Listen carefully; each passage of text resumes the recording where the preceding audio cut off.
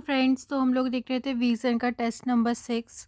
तो 40 क्वेश्चंस हमने किए थे। अब आगे के देखेंगे क्वेश्चन नंबर 41।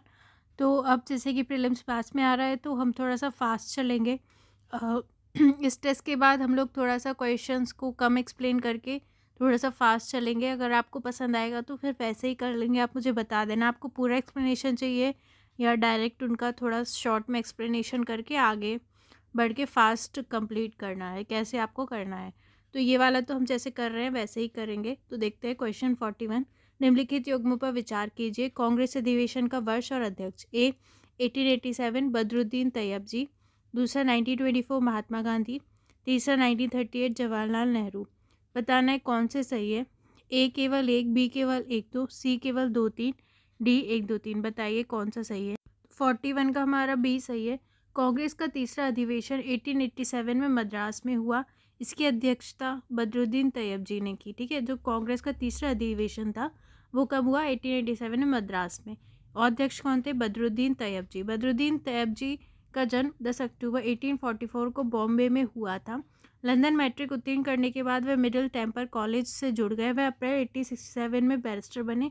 बॉम्बे में वह पहले भारतीय बैरिस्टर थे और अपने पेशे में बहुत तेज़ी से आगे बढ़े। 1885 में उन्होंने बॉम्बे प्रेसिडेंसी एसोसिएशन की स्थापना की। तो उन्होंने बॉम्बे प्रेसिडेंसी एसोसिएशन की स्थापना की थी और वस्तुतः उनके कार्यों का संचालन स्वतः किया। इसके पश्चात ही भारतीय राष्ट्रीय कांग्रेस ने अपने तत्वाधान में बॉम्बे में अपना पहला अधिवेशन आयोजित किया एवं तैयब जी और कमरुद्दीन तैयब जी उनके भाई इसके प्रतिनिधियों में से थे।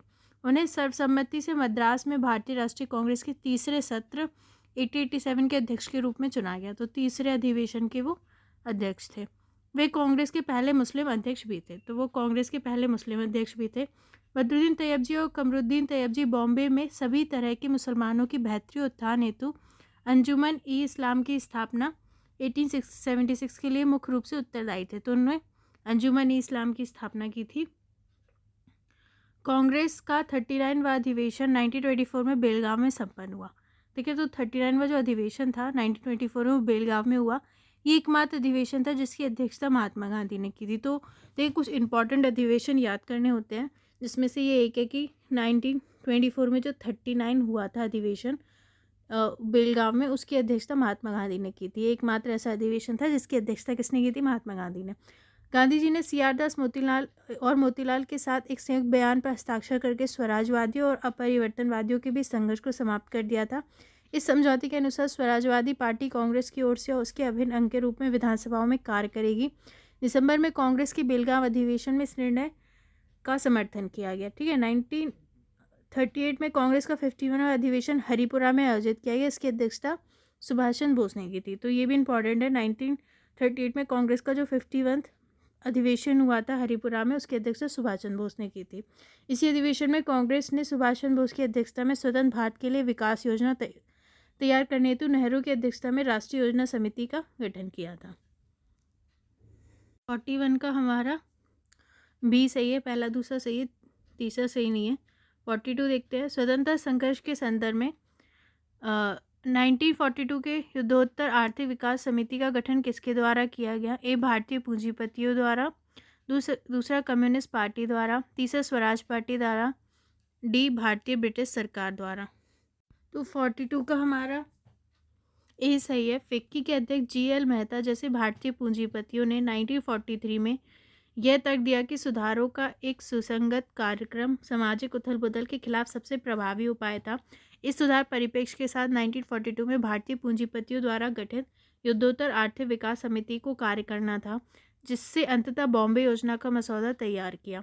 इसका प्रयास था कि समाजवादी आंदोलन में जो कुछ भी सही और व्यवहार है को शामिल करना और ये देखना कि पूंजीवाद द्वारा अपनी किसी आवश्यक विशेषता का समर्पण किए बिना सामाजिक मांगों को कितनी दूर तक समायोजित किया जा सकता है। इसलिए बॉम्बे योजना के आंशिक राष्ट्रीयकरण, सार्वजनिक क्षेत्र, भूमि सुधार और श्रमिक की कल्याण योजनाओं की एक श्रृंखला की आवश्यकता के लिए तर्क प्रस्तुत करते हुए तीव्र आर्थिक विकास और समान वितरण के सवाल को गंभीरता से लिया। तो 42 का हमारा ए सही है। स्वतंत्रता संघर्ष के संदर्भ में 1942 में युद्धोत्तर आर्थिक विकास समिति का गठन भारतीय पूंजीपतियों द्वारा किया गया। ठीक है, 43 देखते हैं, हाल ही में हस्ताक्षरित भारत यूएई व्यापक आर्थिक भागीदारी समझौते के संदर्भ में निम्नलिखित कदमों पर विचार कीजिए। यह एक द्विपक्षीय समझौता है जो वस्तुओं, सेवाओं, निवेश तथा बौद्धिक संपदा अधिकारों को कवर करता है। दूसरा, यह एक व्यापक आर्थिक सहयोग समझौते की तुलना में कहीं अधिक व्यापक व्यापार समझौता है। बताना है कौन सा सही है। ए केवल एक, बी केवल दो, सी एक और दो दोनों, डी ना तो एक ना तो दो। 43 का हमारा सी सही है। हाल ही में भारत यूएई व्यापक आर्थिक भागीदारी समझौता लागू हुआ है। ठीक है, तो भारत यूएई व्यापक आर्थिक भागीदारी समझौता हुआ है जिससे उन भारतीय उत्पादों को लगभग $26 मिलियन मूल्य के लाभ होने की संभावना है जो वर्तमान में यूएई द्वारा 5% आयात शुल्क के अधीन है। एक व्यापक आर्थिक भागीदारी समझौता सेपा व्यापार समझौते के प्रकारों में से एक है। ये देखिए, जो व्यापार समझौते हैं उसकी टाइप में से एक है जिसमें वस्तुओं, सेवाओं, निवेश, प्रतिस्पर्धा तथा बौद्धिक संपदा अधिकारों में व्यापार को कवर करने वाला द्विपक्षीय समझौता शामिल है। अन्य व्यापार समझौते इस प्रकार हैं, जैसे मुक्त व्यापार समझौता एफटीए, फ्री ट्रेड एग्रीमेंट, अधिमान्य व्यापार समझौता पीटीए, प्रेफरेंशियल ट्रेड एग्रीमेंट, ठीक है, और व्यापार आर्थिक सहयोग समझौता सेसा।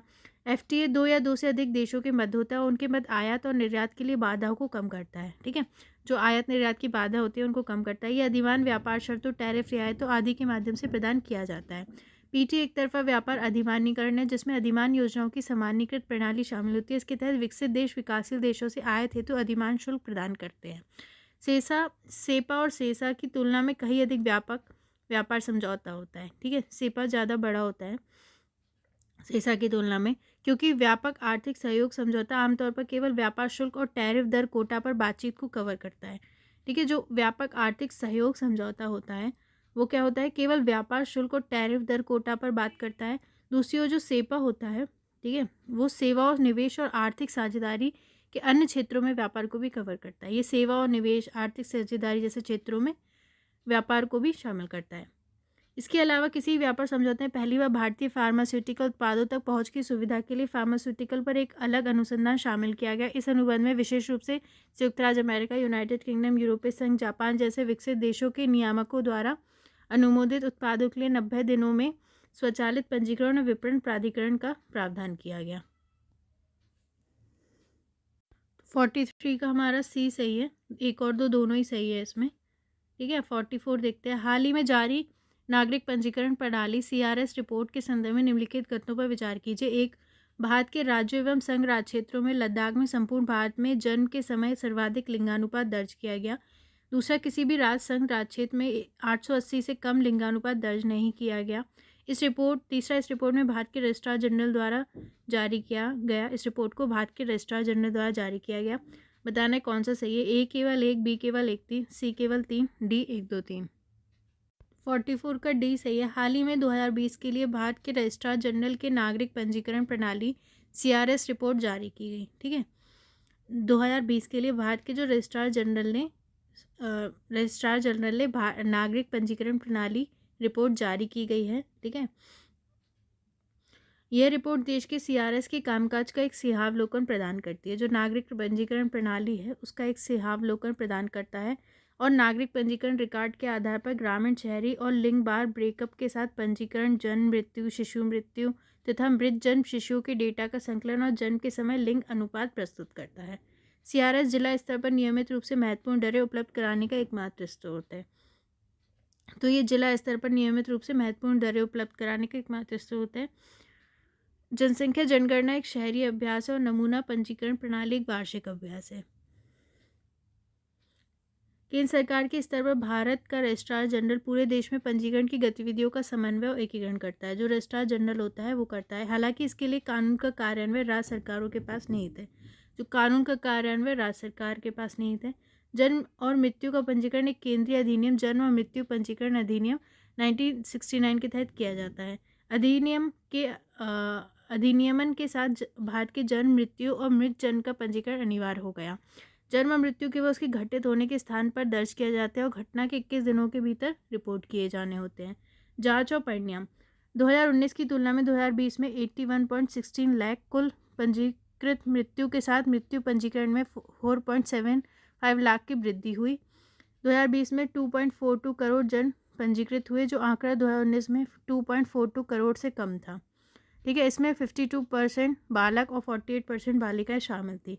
लद्दाख में संपूर्ण भारत में जन्म के समय सर्वाधिक लिंगानुपात दर्ज किया गया। इसके बाद अरुणाचल प्रदेश और अंडमान निकोबार का स्थान था। तो लद्दाख में सर्वाधिक लिंगानुपात दर्ज किया गया। पंजीकरण क्रियाओं में जन्म के समय लिंग अनुपात प्रति 1000 पुरुषों पर महिलाओं की संख्या जनसंख्या के लिंग अंतर को उनके जीवन की शुरुआत में मानचित्रित करने के लिए एक महत्वपूर्ण संकेतक है। किसी भी राज्य या संघ राज्य क्षेत्र में जन्म के समय लिंगानुपात 880 से कम दर्ज नहीं किया गया। 44 का हमारा डी सही है। एक और 1 2 3 तीनों ही सही है। अब 45 देखते हैं। हाल ही में जारी 20वीं पशुधन गणना के आधार पर पशुधन की नस्लवार रिपोर्ट के संदर्भ में निम्नलिखित तथ्यों पर विचार कीजिए। एक, पिछले 7 वर्षों में देसी मवेशियों की कुल संख्या में गिरावट आई है। दूसरा, संकर जर्सी गाय का हिस्सा कुल विदेशी संकर मवेशियों में सर्वाधिक है। बताना है कौन से सही है। ए केवल 1, बी केवल 2, सी 1 और 2 दोनों, डी ना तो 1 ना तो 2। 45 का हमारा सी सही है। देखिए, हाल ही में मत्स्य पालन, पशुपालन और डेयरी मंत्रालय द्वारा 20वीं पशुधन गणना पर आधारित पशुधन और कुक्कुट की नस्लवार रिपोर्ट जारी की गई है। ठीक है, तो जो मत्स्य पालन, पशुपालन, डेयरी मंत्रालय होता है उसके द्वारा 20वीं पशुधन गणना पर आधारित पशुधन और कुक्कुट की नस्लवार रिपोर्ट जारी की गई। National bureau of animal genetic resources द्वारा मान्यता प्राप्त पशुओं के साथ साथ कुक्कुट पक्षियों को भी उनकी नस्लों के अनुसार गिना जाता है। पहली बार नस्लवार डेटा को पेपर मोड के बजाय डिजिटल मोड का उपयोग करके एकत्रित किया गया। ये वास्तविकता में एक अनूठा प्रयास है। ठीक है, डिजिटल मोड में इनको रिकॉर्ड किया गया। रिपोर्ट की मुख्य बातें। विदेशी और संकर क्रॉस ब्रीड पशु कुल मवेशियों की आबादी में लगभग 26.5% का योगदान करते हैं, जबकि 73.5% स्वदेशी और अवर्गीय मवेशी हैं। ठीक है, जनगणना विदेशी एक्सोटिक मवेशियों को उन पशुओं के रूप में परिभाषित करती है जिनकी उत्पत्ति अन्य देशों में हुई है। विदेशी मतलब जो बाहर के हैं। ठीक है, 2019 में स्वदेशी मवेशियों की कुल संख्या 6% घटकर 14.21 करोड़ हो गई है। ठीक है, तो जो स्वदेशी मवेशी हैं मतलब अपने देश के, वो उनकी संख्या घटी है। ये संख्या 2012 में 15.12 करोड़ थी। ठीक है, तो बतान की संख्या घटी है। विदेशी संकर मवेशियों की संख्या 2012 में 3.9 करोड़ से बढ़कर 2019 में 5 करोड़ हो गई। ठीक है, विदेशी मवेशियों की संख्या बढ़ी है। संकर जर्सी गाय का हिस्सा कुल विदेशी संकर मवेशियों की संख्या में सबसे अधिक है। संकर जर्सी गाय का हिस्सा जो है कुल विदेशी संकर मवेशियों में सबसे अधिक है। यह गिर, लक्ष्मी, साहिवाल नस्लों का कुल स्वदेशी मवेशियों में प्रमुख योगदान है।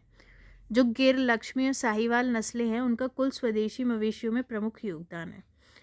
ठीक है, और जर्सी गाय का हिस्सा कुल विदेशी संकर मवेशियों में अधिक है। देश में भेड़ की 3 विदेशी और 26 देशी नस्लें पाई जाती हैं। शुद्ध विदेशी नस्लों में कॉरिडेल नस्ल की 17.3% हिस्सेदारी के साथ प्रमुख योगदान है, और स्वदेशी नस्लों में नेलोर नस्ल 20% की हिस्सेदारी के साथ श्रेणी में सर्वाधिक योगदान देती है। देश में बकरियों की 28 देशी नस्लें पाई जाती हैं। ब्लैक बंगाल नस्ल 18.6% के साथ सबसे अधिक योगदान करती है। विदेशी संकर सुअरों में संकर सुअर 86.6% का योगदान देते हैं, जिसमें यॉर्कशायर 8.4% के साथ मुख्य योगदान करता है। वहीं स्वदेशी सुअरों में डूम नस्ल 3.9% हिस्सेदारी के साथ मुख्य रूप से योगदान करता है। घोड़े और ढट्टुओं में मारवाड़ी नस्ल का 9.8% हिस्सेदारी के साथ प्रमुख योगदान है। गधों में स्पीति नस्ल का हिस्सा 8.3% है। ऊँट में बीकानेरी नस्ल का 29.6% हिस्सेदारी के साथ प्रमुख योगदान है। मुर्गी पालन क्षेत्र में देशी मुर्गियों में असीम नस्ल बैकयार्ड मुर्गी पालन और वाणिज्यिक मुर्गी पालन दोनों में प्रमुख योगदान करती है। तो 45 का हमारा सी सही है। एक और 2 दोनों ही सही है। 46 देखते हैं। निम्नलिखित में से कौन से नगर के नियोजन हेतु धन जुटाने के उद्देश्य से वर्ष 1870 की लॉटरी समिति को ब्रिटिश सरकार की मदद से कमीशन किया गया था? ए मद्रास, बी बॉम्बे, सी कलकत्ता, डी दिल्ली। तो 46 का हमारा सी सही है। कलकत्ता जो ब्रिटिश भारत की पहली राजधानी बना, विकास की प्रक्रिया में काफ़ी पीछे था। प्लासी की लड़ाई के बाद फोर्ट विलियम के चारों मैदान के निर्माण के साथ ही अंग्रेजों ने स्थानीय प्रशासन में नियंत्रण स्थापित कर लिया था। ठीक है, प्लासी की लड़ाई के बाद जो है अंग्रेज इसमें आ गए थे कलकत्ता में। ठीक है, इन्होंने अपना नियंत्रण कर लिया था। व्यापारी के शासक के रूप में पदोन्नत होने के बाद अंग्रेजों की तत्काल जनता अपनी सेना की आवाजाही को सरल बनाने के लिए चौड़ी सड़कें उपलब्ध कराना और जहाँ भी संभव हो वहाँ व्यवसायिक हितों की पूर्ति करना था। तो इन्हें सुविधाएं तो सारी चाहिए थी। साथ ही उनका उद्देश्य अपनी सत्ता के आधार पर कलकत्ता में आग की घटनाओं पर नियंत्रण करना, ठीक है, और महामारी की रोकथाम के लिए तत्काल जरूरतों को पूरा करना था। इन लक्ष्यों को ध्यान में रखते हुए गवर्नर जनरल लॉर्ड वेलेजली 1798 से 1805 ने वर्ष 1803 में अपने निर्देशात्मक मिनट ऑफ कलकत्ता के साथ नियोजन प्रक्रिया की शुरुआत की। तो लॉर्ड वेलेजली ने मिनट ऑफ कलकत्ता के साथ नियोजन प्रक्रिया की शुरुआत की, जिसके कारण आगे चलकर वर्ष 1817 में लॉटरी समिति की स्थापना हुई। तो इसने लॉटरी समिति बनाई। इसे लॉटरी समिति इसलिए कहा गया क्योंकि इसके अंतर्गत शहर के विकास के लिए धन सार्वजनिक लॉटरी के माध्यम से जुटाया गया। तो सार्वजनिक लॉटरी के माध्यम से धन जुटाया गया। लॉटरी समिति 1817 ने कलकत्ता में नगर नियोजन के कार्य में सरकार की सहायता की। इस समिति का नाम लॉटरी समिति इसलिए रखा गया क्योंकि शहर के सुधार के लिए धन सार्वजनिक लॉटरी के माध्यम से जुटाया गया था। इस समिति ने कलकत्ता को एक बृहद तस्वीर प्रदान करने के लिए शहर का नया नक्शा तैयार किया। समिति की मुख्य गतिविधियों में शहर के भारतीय हिस्से में सड़क निर्माण, नदी तट को अतिक्रमण से मुक्त करना, मतलब सड़क निर्माण करना, कलकत्ता के भारतीय शहरों को साफ करने के अपने अभियान में समिति की कई झोपड़ियों को हटा दिया, ठीक है, और श्रमिक गरीबों को विस्थापित कर दिया, जिन्हें इसके बाद कलकत्ता के बाहरी इलाके में बसना पड़ा। 46 का हमारा सी सही है। अब देखते हैं 47। हाल ही सुर्खियों में ऑपरेशन दूधी है। भारत में दुग्ध उत्पादन की समीक्षा के लिए राष्ट्रीय डेयरी विकास बोर्ड की एक पहल। दूसरा, मानसिक रोगों के लिए आयुर्वेद आधारित एक उपचार। तीसरा, जम्मू कश्मीर में असम राइफल द्वारा चलाया गया एक आतंकवाद विरोधी अभियान। तीसरा, यूक्रेन में भारतीय छात्रों को वापस लाने के लिए विदेशी मंत्रालय द्वारा चलाया गया एक अभियान। 47 का हमारा सी सही है। ऑपरेशन दूधी के जीवित बचे सैनिकों को हाल ही में असम राइफल द्वारा सम्मानित किया गया। वर्ष 1991 में असम राइफल द्वारा जम्मू कश्मीर में किए गए एकल आतंकवाद विरोधी अभियान में 72 आतंकवादियों को मार गिराया गया था। ये किसी भी सुरक्षा बल द्वारा चलाया गया अब तक का सबसे सफल आतंकवाद विरोधी अभियान है, जिसमें असम राइफल के 15 जवानों ने 72 आतंकवादियों को मार गिराया। असम राइफल के बारे में, असम राइफल भारतीय सेना की सबसे पुरानी शाखा है ये, ठीक है, असम राइफल, जिसमें 1835 के ब्रिटिश राज के अंतर्गत कछार लेवी नाम से स्थापित किया गया। इसे वर्तमान नाम असम राइफल का उपयोग वर्ष 1917 से किया जा रहा है, ठीक है। असम राइफल शब्द नाम का उपयोग 1917 से किया जा रहा है। पहले इसका कछार लेवी नाम था। असम राइफल का मुख्यालय मेघालय की राजधानी शिलांग में स्थित है। इसका परिचालन नियंत्रण रक्षा मंत्रालय द्वारा और प्रशासनिक नियंत्रण गृह मंत्रालय द्वारा किया जाता है। परिचालन रक्षा मंत्रालय द्वारा और प्रशासनिक नियंत्रण गृह मंत्रालय द्वारा किया जाता है। तो 47 का हमारा सी सही है। ऑपरेशन दूधी जम्मू कश्मीर में असम राइफल द्वारा चलाया गया एक आतंकवाद विरोधी अभियान है। 48 देखते हैं। नेहरू रिपोर्ट के संदर्भ में निम्नलिखित कथनों पर विचार कीजिए। एक, इसने भारत को भाषाई प्रांतों के आधार पर एक संघ बनाने की परिकल्पना की। दूसरा, इसने धार्मिक अल्पसंख्यकों के लिए उनकी जनसंख्या के अनुपात में केंद्रीय और प्रांतीय स्तरों पर आरक्षण की सिफारिश की। तीसरा, इस रिपोर्ट ने सिंध और बॉम्बे प्रांत से अलग करने की मांग को अस्वीकार कर दिया। चौथा, इसने पृथक निर्वाचन मंडल के स्थान पर संयुक्त निर्वाचन मंडल का सुझाव दिया। बताना है कौन सा सही है। 48 का हमारा सी सही है। साइमन कमीशन की चुनौती के उत्तर में भारतीय राजनीतिक नेताओं ने सांप्रदायिक मुद्दे को सुलझाने और भारत के लिए एक सर्वसम्मत संविधान तैयार करने हेतु अनेक अखिल भारतीय सम्मेलनों का आयोजन किया, ठीक है। तो साइमन कमीशन ने चुनौती दी थी, उसके आंसर में जो भारतीय नेता थे उनने सांप्रदायिक मुद्दे को सुलझाने के लिए और भारत के लिए एक संविधान तैयार करने के लिए कई सम्मेलन किए। कांग्रेस का प्रस्ताव एक सर्वदलीय समिति द्वारा तैयार की गई नेहरू रिपोर्ट मोतीलाल नेहरू की अध्यक्षता के रूप में सामने आया, ठीक है। तो एक नेहरू रिपोर्ट बनाई गई, वो उसको ये जवाहरलाल नेहरू से कनेक्ट ना करिए, ये मोतीलाल नेहरू की अध्यक्षता में सामने आई। इस रिपोर्ट को दिसंबर 1928 के अंत में कलकत्ता में एक सर्वदलीय सम्मेलन के समक्ष अनुमोदन के लिए रखा गया। तो इसकी सिफारिशें क्या थी? मुख्य नेहरू रिपोर्ट में निम्नलिखित सिफारिशें की गई। नेहरू रिपोर्ट ने सिफारिश की कि भारत भाषाई प्रांतों और प्रांतीय स्वायत्तता के आधार पर एक संघ होना चाहिए, ठीक है। भाषाई प्रांतों और प्रांतीय स्वायत्तता के आधार पर एक संघ होना चाहिए। इसने सुझाव दिया कि धार्मिक अल्पसंख्यकों के लिए केंद्रीय और प्रांतीय विधानसभाओं में उनकी जनसंख्या के अनुपात में सीटें आरक्षित होना चाहिए। जो धार्मिक अल्पसंख्यक है उनके लिए केंद्रीय और प्रांतीय जो विधानसभा है उनमें उनकी जनसंख्या के अनुपात में सीटें आरक्षित हो।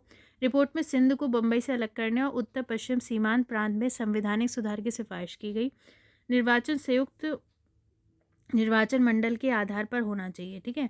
हालांकि मोहम्मद शफी और आगा खां एवं कई अन्य मुस्लिम सामुदायिक समूह के नेतृत्व में लीग का एक बड़ा वर्ग पृथक निर्वाचन मंडल की मांग कर रहा था। भारतीय द्वारा वांछित सरकार के रूप में स्वशासित डोमिनियन की तर्ज पर डोमिनियन राज का दर्जा, इसने डोमिनियन राज मांगा, ये ध्यान रखें। महिलाओं के लिए समान अधिकार, यूनियन संघ बनाने का अधिकार, सार्वभौमिक वयस्क मताधिकार सहित 19 मौलिक अधिकार, मुसलमानों के सांस्कृतिक धार्मिक हितों की पूर्ण रक्षा, राज का धर्म से पूर्ण पृथक्करण, ये इसकी सिफारिशें थी। 48 का हमारा सी सही है, पहला दूसरा चौथा सही है, तीसरा सही नहीं है। 49 देखते हैं, व्यक्तिगत सत्याग्रह के संदर्भ में निम्नलिखित कथनों पर विचार कीजिए। एक, द्वितीय विश्व युद्ध में भाग लेने के विरुद्ध भारतीय राष्ट्रीय कांग्रेस के रुख को व्यक्त करने के लिए शुरू किया गया था। दूसरा, जवाहरलाल नेहरू व्यक्तिगत सत्याग्रह में भाग लेने वाले पहले व्यक्ति थे।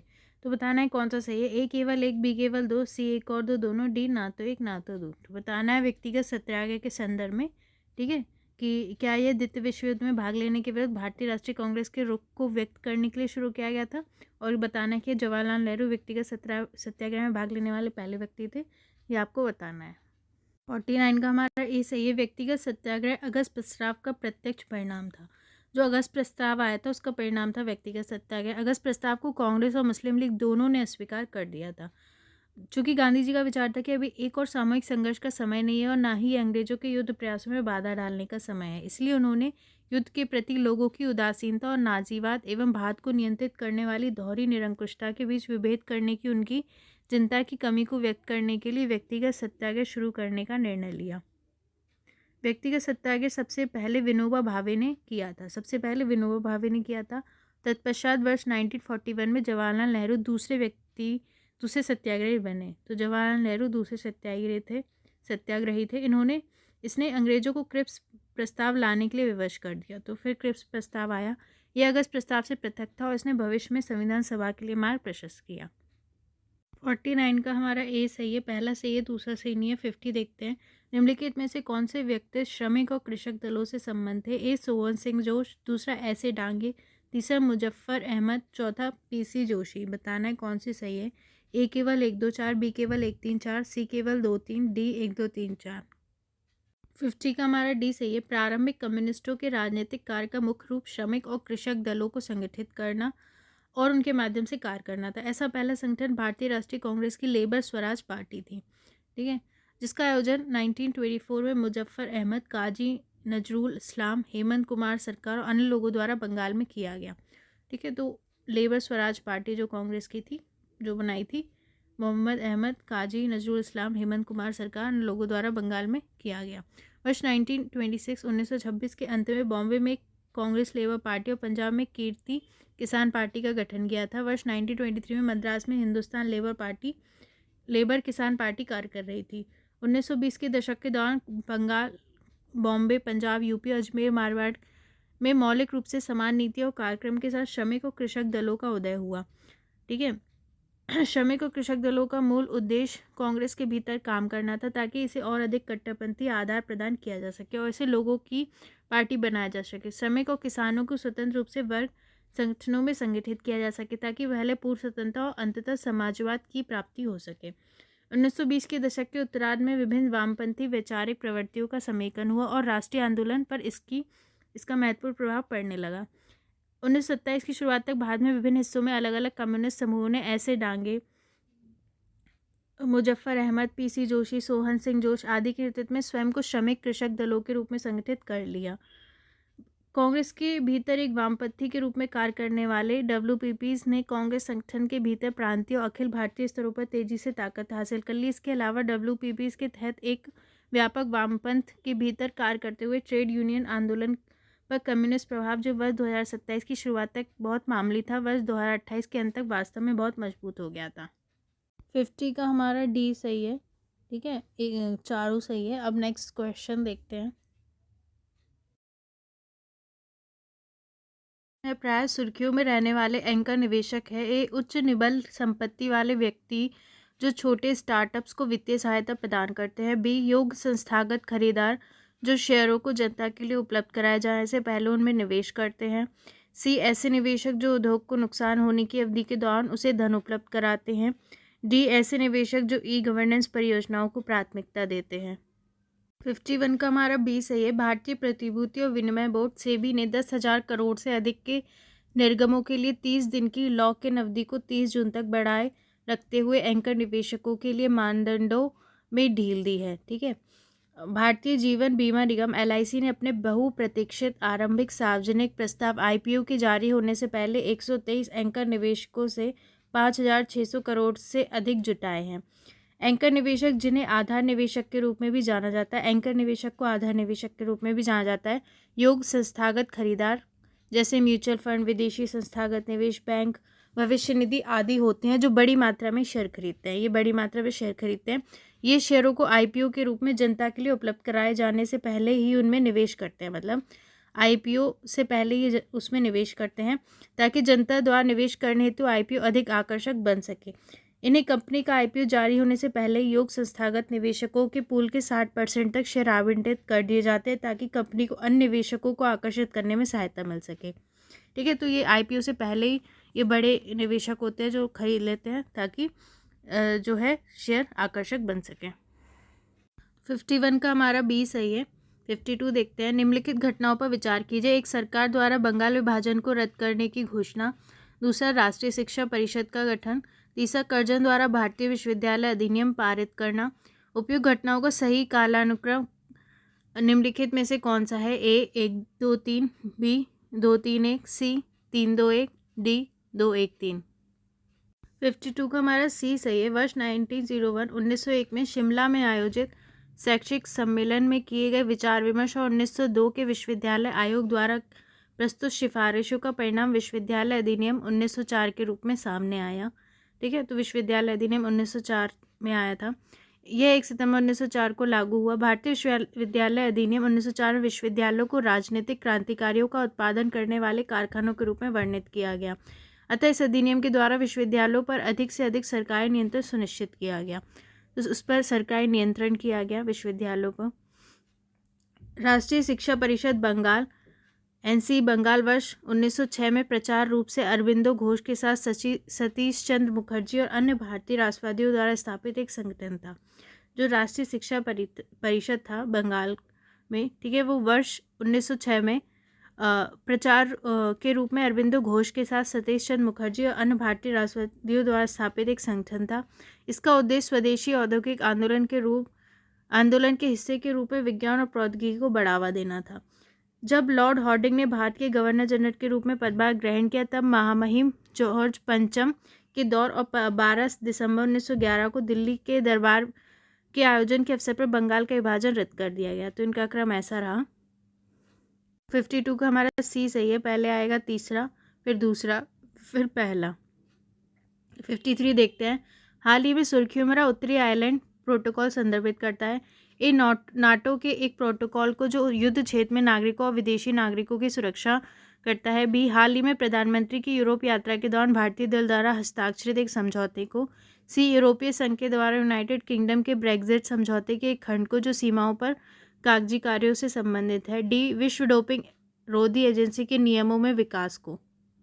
53 का सी सही है। यूनाइटेड किंगडम यूके ने उत्तरी आयरलैंड प्रोटोकॉल पर पुनः वार्ता करने की आवश्यकता पर बल दिया है। यूके के अनुसार ये प्रोटोकॉल अनेक समस्या उत्पन्न कर सकता है, तो इसे पुनः तैयार करने, पुनः वार्ता के अभाव में इसे छोड़ने का सुझाव दिया है। वर्ष 2016 में ब्रिटेन द्वारा ब्रेक्जिट के लिए मतदान करने के बाद उत्तरी आयरलैंड के लिए विशेष व्यवस्था की आवश्यकता थी। ऐसा इसलिए था क्योंकि यूके का एकमात्र हिस्सा है जो यूरोपीय संघ के देश आयरलैंड गणराज्य के साथ भूमि साझा करता है। ठीक है, जो उत्तरी आयरलैंड है वो यूके के साथ जो यूरोपीय संघ के ये यूके का एकमात्र ऐसा हिस्सा है जो यूरोपीय संघ के देश आयरलैंड गणराज्य के साथ भूमि साझा करता है। ब्रेक्जिट से पहले सीमा के पार माल परिवहन करना आसान था क्योंकि दोनों पक्षों के यूरोपीय संघ के व्यापार नियम समान थे। कोई जांच और कागजी कार्रवाई आवश्यक नहीं थी। ठीक है, ब्रेक्जिट से पहले यहाँ पे आवाजाही आसान थी। ब्रेक्जिट के बाद एक नई प्रणाली की आवश्यकता उत्पन्न हुई क्योंकि यूरोपीय संघ के सख्त खाद्य नियम हैं और जब कुछ विशिष्ट खाद्य वस्तुएं जैसे दूध और अंडे गैर यूरोपीय संघ के देशों से यूरोपीय संघ में लाई जाती है तब सीमा जांच की आवश्यकता होती है। उत्तरी आयरलैंड के अशांत राजनीतिक इतिहास के कारण भी सीमा एक संवेदनशील मुद्दा है। यह आशंका थी कि कैमरे या सीमा चौकियों को लक्षित किया जा सकता है जिससे अस्थिरता उत्पन्न हो सकती है। यूनाइटेड किंगडम और यूके और यूरोपीय संघ इस बात पर सहमत हुए कि वर्ष 1998 के उत्तरी आयरलैंड शांति समझौते गुड फ्राइडे समझौते की रक्षा करना। ठीक है, जो 1998 में हुआ था उत्तरी आयरलैंड शांति समझौता, गुड फ्राइडे समझौता, उसकी रक्षा करना एक पूर्ण प्राथमिकता है। इसलिए वह ब्रेक्जिट वापसी समझौते जो अब अंतर्राष्ट्रीय कानून का भाग है के हिस्से के रूप में उत्तरी आयरलैंड प्रोटोकॉल पर सहमत हुए। उत्तरी आयरलैंड प्रोटोकॉल का उद्देश्य उत्तरी आयरलैंड और आयरलैंड गणराज्य के बीच के सीमा विवाद को हल करना है। इस प्रोटोकॉल का उद्देश्य क्या है? जो उत्तरी आयरलैंड और आयरलैंड गणराज्य उसके बीच जो सीमा विवाद है उसको हल करना। उत्तरी आयरलैंड यूके का हिस्सा है और आयरलैंड गणराज्य यूरोपीय संघ का भाग है। ठीक है, उत्तरी आयरलैंड किसका हिस्सा है? यूके का, और आयरलैंड गणराज्य यूरोपीय संघ का भाग है। प्रोटोकॉल के तहत आयरलैंड की सीमा पर वस्तुओं की जांच करने के बजाय प्रोटोकॉल में सहमति व्यक्त की गई कि उत्तरी आयरलैंड और ग्रेट ब्रिटेन, इंग्लैंड, स्कॉटलैंड और वेल्स के मध्य सभी प्रकार के निरीक्षण होंगे और दस्तावेजों की जांच की जाएगी। ठीक है, प्रोटोकॉल के तहत क्या किया गया कि आयरलैंड की सीमा पर वस्तुओं की जांच करने के बजाय प्रोटोकॉल में क्या सहमति की गई कि उत्तरी आयरलैंड और ग्रेट ब्रिटेन के मध्य सभी प्रकार के निरीक्षण होंगे और दस्तावेजों की जांच की जाएगी। ये कार्य उत्तरी आयरलैंड के बंदरगाहों पर होंगे। सहमति भी व्यक्त की गई कि उत्तरी आयरलैंड उत्पाद मानकों पर यूरोपीय संघ के नियमों का पालन करता रहेगा। 53 का हमारा सी सही है। 54 देखते हैं। निम्नलिखित में से कौन सा से 1857 के विद्रोह का या के कारण था या थे? एक, सिंध या पंजाब में सेवारत सिपाहियों को विदेशी सेवा भत्ता नहीं दिया जाना। दूसरा, समान सेवा सूची अधिनियम के अंतर्गत सिपाहियों के लिए समुद्र पार ब्रिटिश भूमि में भी सेवा करने हेतु तैयार रहना अनिवार्य किया जाना। तीसरा, सैन्य अधिकारियों द्वारा सिपाहियों को जातिगत और सांप्रदायिक प्रतीक धारण करने से प्रतिबंधित करना। बताना है कौन सा सही है। ए केवल 1 2, बी केवल 2 3, सी केवल 3, डी 1 2 3। 54 का हमारा डी सही है। सन 1857 का विद्रोह 1857-58 में ब्रिटिश ईस्ट इंडिया कंपनी के शासन के विरुद्ध भारत में एक बड़ा विद्रोह था। ठीक है, ये 10 मई 1857 को मेरठ के गैरिसन शहर में कंपनी की सेना के सिपाहियों के विद्रोह के रूप में शुरू हुआ। यह विविध धारणाओं से उत्पन्न हुए आक्रोशों से पोषित था, जिसमें ब्रिटिश शैली के आक्रामक सामाजिक सुधार, कठोर भूमि कर, कुछ अमीर जमींदारों और राजकुमारों के प्रति उपेक्षापूर्ण व्यवहार तथा साथ ही ब्रिटिश शासन द्वारा लाए गए सुधारों के बारे में संदेश शामिल था। विद्रोह के कारण क्या थे? राजनीतिक और प्रशासनिक कारण थे, जैसे व्यक्तिगत का सिद्धांत, हड़प नीति। ठीक है, जो हड़प ये लोग राज हड़प रहे थे और प्रत्यक्ष विलय कर रहे थे राज्यों को। अधिग्रहण के माध्यम से विस्तार की ब्रिटिश नीति। बड़ी संख्या में भारतीय शासकों और प्रमुखों को गद्दी से उतार देना, जिससे शासक परिवार के मन में संदेह और आक्रोश उत्पन्न हो गया। ठीक है, भारतीय शासकों को गद्दी से हटाना। उदाहरण के लिए रानी लक्ष्मीबाई के दत्तक पुत्र को झांसी के सिंहासन पर बैठने की अनुमति नहीं दी गई थी। व्यक्तिगत सिद्धांत के तहत सतारा, नागपुर, झांसी को ब्रिटिश साम्राज्य में मिला लिया गया। अवध को कुप्रशासन के बहाने अंग्रेजी राज में मिला लिया गया। प्रशासन के निचले स्तरों पर व्याप्त भ्रष्टाचार से आम लोग बुरी तरह प्रभावित थे। भारतीय समाज का मध्य उच्च वर्ग, विशेष रूप से उत्तर भारत में प्रशासन के अच्छे भुगतान वाले उच्च पदों से बहिष्कृत किए जाने से बुरी तरह प्रभावित थे। ठीक है, सामाजिक और धार्मिक कारण थे। पश्चिमी सभ्यता धीरे धीरे पूरे देश में फैल रही थी। उत्तराधिकार पर हिंदू कानून ईसाई धर्मांतरितों को अपनी पैतृक संपत्तियों को विरासत में प्राप्त करने में सक्षम बनाता था। ठीक है, सती और कन्या शिशु हत्या जैसी प्रथाओं का उन्मूलन, ऐसी प्रथाओं का उन्मूलन हो रहा था तो हिंदू समझ रहे थे कि हम ये मतलब कि हमारे विरुद्ध काम कर रहे हैं। विधवा पुनर्विवाह को वैध बनाने वाले कानूनों को स्थगित और सामाजिक संरचना के लिए खतरा माना गया। पश्चिमी शिक्षा प्रणाली हिंदू मुस्लिम दोनों समुदाय के रूढ़िवादी वर्ग के लिए खतरा उत्पन्न कर दिया था।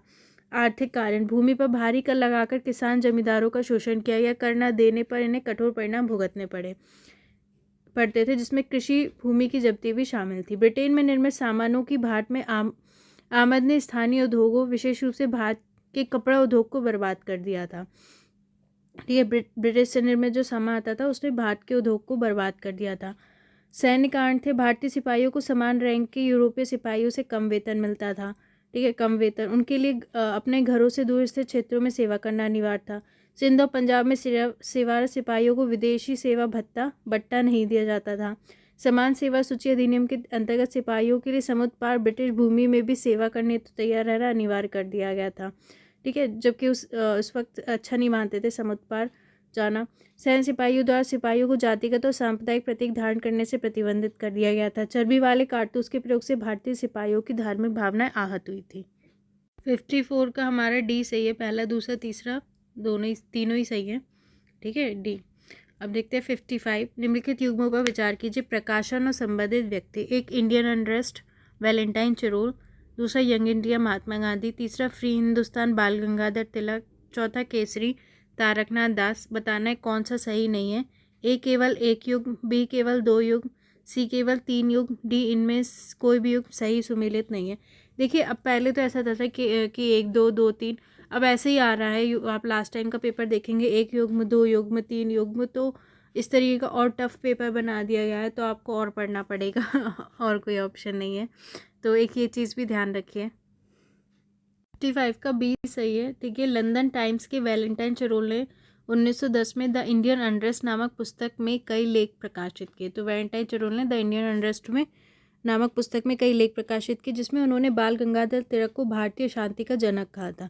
तिलक ने वैलेंटाइन चरोल के विरुद्ध दायर किए गए मानहानि के मुकदमे को आगे बढ़ाने के लिए इंग्लैंड जाने का फैसला किया। यंग इंडिया महात्मा गांधी द्वारा शुरू की गई एक साप्ताहिक अंग्रेजी पत्रिका थी। यंग इंडिया महात्मा गांधी ने शुरू की थी। इसके माध्यम से वे भारत की स्वशासन और स्वराज की मांग को लोकप्रिय बनाना चाहते थे। तारकनाथ दास एक भारतीय छात्र और उत्तरी अमेरिका में एक समाचार पत्र फ्री हिंदुस्तान शुरू करने वाले भारतीय समुदाय के पहले नेताओं में से एक थे। ठीक है, तारकदास नाथ जो थे उन्होंने फ्री हिंदुस्तान शुरू की थी। ठीक है, उन्होंने महसूस किया कि ब्रिटिश सरकार भारतीयों के फिजी जाने और वहाँ ब्रिटिश बागान मालिकों के लिए मजदूर के रूप में काम करने के लिए तो उत्सुक है, किंतु सरकार यह नहीं चाहती कि भारतीय उत्तरी अमेरिका जाए, क्योंकि यहाँ वे स्वतंत्रता के विचार से प्रेरित हो सकते थे। बाल गंगाधर तिलक गर्मपंथी राष्ट्रवाद के उत्कृष्ट नेता थे। वह 1857 में जन्मे। तिलक ने अपना पूरा जीवन देश की सेवा में लगा दिया। वर्ष 1881 में जी अगरकर के साथ उन्होंने केसरी मराठी में और महरत्ता मराठा अंग्रेजी में अखबार आरंभ किया। वर्ष 1888 में उन्होंने इन दोनों समाचार पत्रों को अपने अधिकार में ले लिया और इन समाचार पत्रों के लेखों का उपयोग ब्रिटिश शासन के विरुद्ध असंतोष फैलाने और राष्ट्रीय प्रतिरोध का प्रचार करने के लिए किया। 55 का बी है, केवल 2 युग्म सही नहीं है। ठीक है, फ्री हिंदुस्तान तारकनाथ दास और केसरी बाल गंगाधर तिलक। ठीक है, यंग इंडिया महात्मा गांधी ने और इंडियन अनरेस्ट वैलेंटाइन चरोल ने। 56 देखते हैं, दक्षिण भारत में ब्रिटिश शासन के संदर्भ में परियार और वन्ययार समुदाय संदर्भित करते हैं। ए बैंकर्स के समूह को, बी व्यापारियों के समूह को, सी मजदूरों के समूह को, डी धनी किसानों के समूह को। बताइए। 56 का सी सही है। मद्रास को बहुत सारे गांवों को मिलाकर विकसित किया गया था और यहाँ विविध समुदायों के लिए अवसरों और स्थानों का प्रबंध था। विभिन्न प्रकार के आर्थिक कार्य करने वाले कई समुदाय मद्रास आए और यहीं बस गए। दुबाश ऐसे भारतीय लोग थे जो स्थानीय भाषा और अंग्रेजी दोनों बोलना जानते थे। ठीक है, दुबाश जो मतलब स्थानीय भाषा और अंग्रेजी बोलते थे। ये एजेंटों और व्यापारियों के रूप में कार्य करते थे। एजेंट और व्यापारी के रूप में कार्य करते थे और भारतीय समाज और अंग्रेजों के बीच मध्यस्थ की भूमिका निभाते। संपत्ति इकट्ठा करने के लिए सरकार में अपनी पहुंच का इस्तेमाल करते थे। शुरुआत में वेल्लार, जो कि एक ग्रामीण जाति थी, ने ब्रिटिश शासन द्वारा प्रदान किए गए नए अवसरों का लाभ उठाकर कंपनी की नौकरियों पर एकाधिकार स्थापित कर लिया। ठीक है, जो वेल्लार ग्रामीण जाति थी। अंग्रेजी शिक्षा के प्रसार के बाद ब्राह्मणों ने भी प्रशासन में समान पदों के लिए उनके साथ प्रतिस्पर्धा शुरू कर दी। तेलुगु कुमाटी समुदाय एक शक्तिशाली व्यावसायिक समूह था जो मद्रास शहर में अनाज के व्यापार को नियंत्रित करता था। गुजराती समुदाय के बैंकर 18वीं शताब्दी में शहर में बैंकिंग कार्य करते रहे हैं। गरीब कामगार वर्ग में ज़्यादातर परियार और वन्यार वर्ग के लोग शामिल थे। ये गरीब कामगार वर्ग था, परियार और वन्यार। आरकोट के नवाब पास ही स्थित ट्रिप्लिकेन में जा बसे थे, जो एक अच्छी खासी मुस्लिम आबादी का केंद्र बन गया। 56 का सी सही है। ठीक है, अब देखते हैं 57। क्रिप्स मिशन के संदर्भ में निम्नलिखित कथनों पर विचार कीजिए। एक है, द्वितीय विश्व में भारतीयों का सहयोग प्राप्त करने के लिए भेजा गया था। दूसरा, इसने द्वितीय विश्व युद्ध की समाप्ति के पश्चात भारत की स्वतंत्रता का वादा किया। दूसरा, इसने द्वितीय विश्व युद्ध के पश्चात भारत के लिए नए संविधान का निर्माण हेतु संविधान सभा गठित करने का वादा किया। बताना है कौन सा सही है। ए केवल 1, बी केवल 1 3, सी केवल 2 3, डी 1 2 3।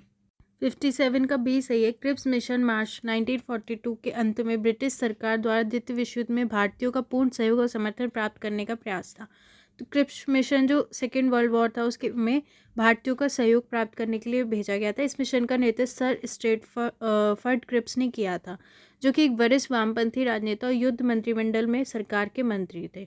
ठीक है, एक वामपंथी राजनेता थे, युद्ध मंत्रिमंडल में सरकार के मंत्री थे। उन्होंने सक्रिय रूप से भारतीय राष्ट्रीय आंदोलन का समर्थन किया। मिशन के मुख्य प्रस्ताव इस प्रकार थे। डोमिनियन राज्य के दर्जे के साथ एक भारतीय संघ की स्थापना की जाएगी। अभी भी ये डोमिनियन ही राज्य ही देंगे। इसके साथ एक भारतीय संघ की स्थापना की जाएगी। यह राष्ट्रमंडल के साथ अपने संबंधों का निर्धारण करने के लिए तथा संयुक्त राष्ट्र और अन्य अंतर्राष्ट्रीय निकायों में भाग लेने के लिए स्वतंत्र होगा। युद्ध की समाप्ति के पश्चात एक नए संविधान के निर्माण हेतु एक संविधान सभा, संविधान निर्मात्री परिषद का गठन किया जाएगा। ठीक है, युद्ध के बाद एक नए संविधान के निर्माण के लिए संविधान सभा का गठन किया जाएगा। इस संविधान सभा के सदस्य आंशिक रूप से प्रांतीय विधानसभाओं द्वारा अनुपातिक प्रतिनिधित्व के माध्यम से निर्वाचित किए जाएंगे और आंशिक रूप से राजाओं द्वारा नाम निर्देशित किए जाएंगे। ब्रिटिश सरकार नए संविधान को 2 शर्तों के अधीन स्वीकार करेगी। यदि कोई प्रांत संघ में शामिल होने का इच्छुक नहीं है तो उसका एक अलग संविधान हो सकता है और वह एक अलग संघ बना सकता है। नवगठित संविधान निर्मात्री परिषद और ब्रिटिश सरकार सत्ता हस्तांतरण को प्रभावी करने तथा प्रजातीय और धार्मिक अल्पसंख्यकों के हितों की रक्षा के मुद्दे को आपसी समझौते से हल करेंगे। इस बीच भारत की सुरक्षा ब्रिटिश हाथों में रहेगी और गवर्नर जनरल की शक्तियां पूर्ववर्ती रहेंगी। 57 का बी सही है, पहला तीसरा सही है। 58 देखते हैं। सविनय अवज्ञा आंदोलन के दौरान निम्नलिखित में क्षेत्रों में से किसमें कुख्यात कनिंघम सर्कुलर के विरुद्ध छात्रों के नेतृत्व में एक शक्तिशाली आंदोलन आरंभ किया था? ए संयुक्त प्रांत, बी असम, सी बॉम्बे, डी मद्रास। 58 का बी सही है। ऐतिहासिक दांडी मार्च जैसे सविनय अवज्ञा आंदोलन की शुरुआत को चिन्हित किया। ठीक है, 12 मार्च 1930 को शुरू किया गया था सविनय अवज्ञा आंदोलन। महात्मा गांधी ने 6 अप्रैल को दांडी में कुछ नमक हाथ में उठाकर नमक कानून का उल्लंघन किया। इस कानून के उल्लंघन को ब्रिटिश निर्मित कानूनों के तहत नहीं रहने और इस प्रकार ब्रिटिश शासन के अधीन नहीं रहने के भारतीय लोगों के संकल्प के प्रतीक के रूप में देखा गया। उपमहाद्वीप के विभिन्न भागों में सविनय अवज्ञा आंदोलन की प्रगति का संक्षिप्त सर्वेक्षण नीचे दिया गया है। बंगाल में मानसून का आगमन के कारण नमक बनाना मुश्किल हो गया, जिससे ये आंदोलन यहाँ चौकीदारी विरोधी और यूनियन बोर्ड विरोधी आंदोलन में परिवर्तित हो गया। ठीक है, बंगाल में क्या हुआ, मानसून का आगमन के कारण नमक बनाना मुश्किल था, तो यहाँ पे चौकीदार विरोधी और यूनियन बोर्ड विरोधी आंदोलन हुआ।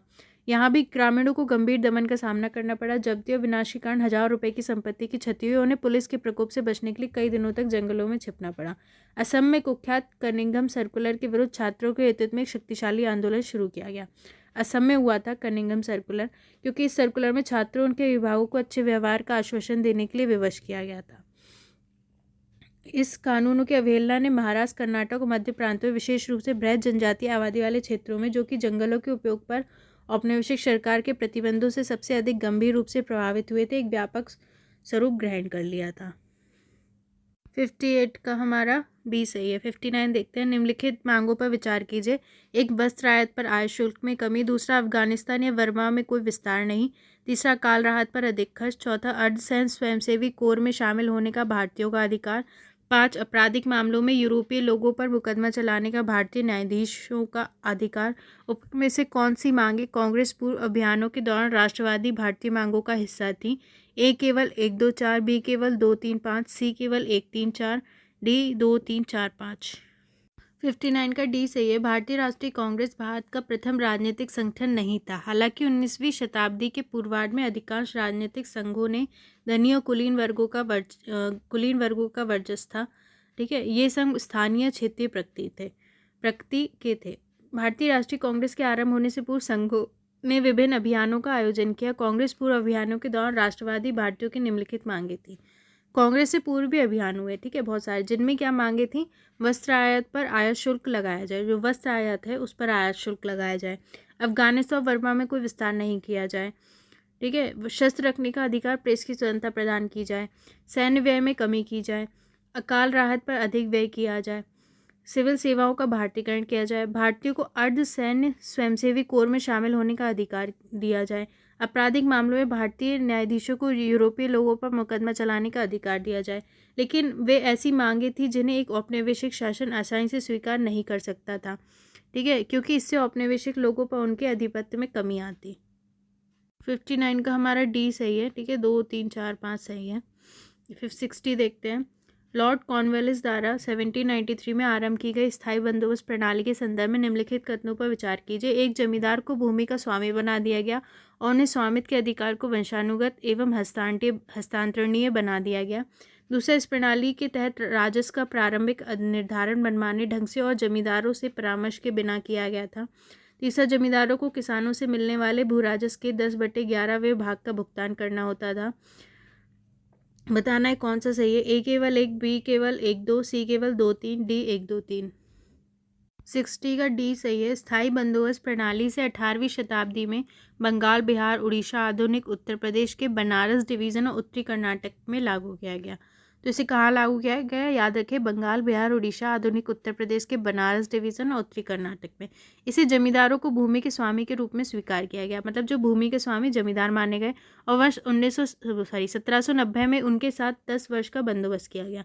10 वर्ष का बंदोबस्त किया गया। 1793 में गवर्नर जनरल लॉर्ड कॉर्नवालिस द्वारा इस 10 वर्षीय बंदोबस्त को स्थायी घोषित कर दिया गया। ठीक है, जो लॉर्ड कॉर्नवालिस था उसके द्वारा 10 वर्षीय बंदोबस्त को स्थायी घोषित कर दिया गया आगे जाके। ठीक है, जमींदारों उनके वैध उत्तराधिकारियों को अपनी संपत्ति रखने की अनुमति दी गई।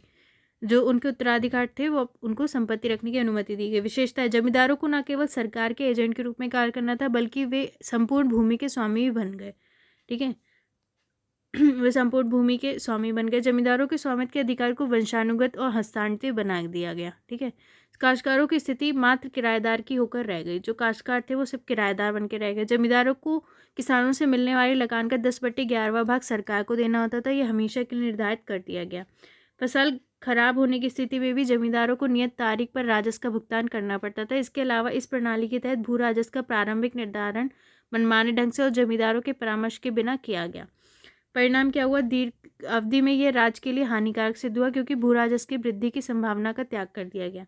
ठीक है, आगे मतलब इसको स्थायी कर दिया था, तो आगे जाके क्या हुआ, राज्य को हानि हुई। चूंकि भू राजस्व स्थायी रूप से निर्धारित किया गया था, इसलिए यह उच्च स्तर पर अर्थात अधिकतम निर्धारित किया गया था और प्रथागत दरों में वृद्धि कर दी गई थी। इससे राजस्व पर अत्यधिक बोझ पड़ा। हालांकि इसके तहत जमींदारों में एक निश्चित राजस्व की मांग की गई थी, लेकिन किसानों ने राजस्व के संग्रह को विनियमित करने के लिए कोई नियम निर्धारित नहीं किया गया था। नतीजतन जमींदारों ने अत्यधिक भू कर निर्धारित किया। अनुपस्थित जमींदारीवाद। अब ठीक है, इसकी एक परिणामी विशेषता थी, जमींदारों ने कृषि के विकास में कोई दिलचस्पी नहीं ली। अनुपस्थित जमींदारीवाद मतलब कि खुद जमींदार नहीं लेता था, किसी से को भेजता था लेने के लिए, है ना, जैसे वो कहीं है और किसी को उसने रख दिया है। और फिर क्या हुआ कि मतलब उसने कोई विकास, कृषि के विकास के लिए उसने कोई दिलचस्पी नहीं ली। किसानों को अपने संपत्ति अधिकारों को त्यागने हेतु विवश होना पड़ा। उन्हें पूरी तरह से जमींदारों की दया पर छोड़े जाने के कारण दोहरे अन्याय का सामना करना पड़ा। तो उसे 60 का हमारा डी से 1 2 3 तीनों ही सही है। अब बाकी के क्वेश्चन हम देखेंगे नेक्स्ट वीडियो में। Thank you.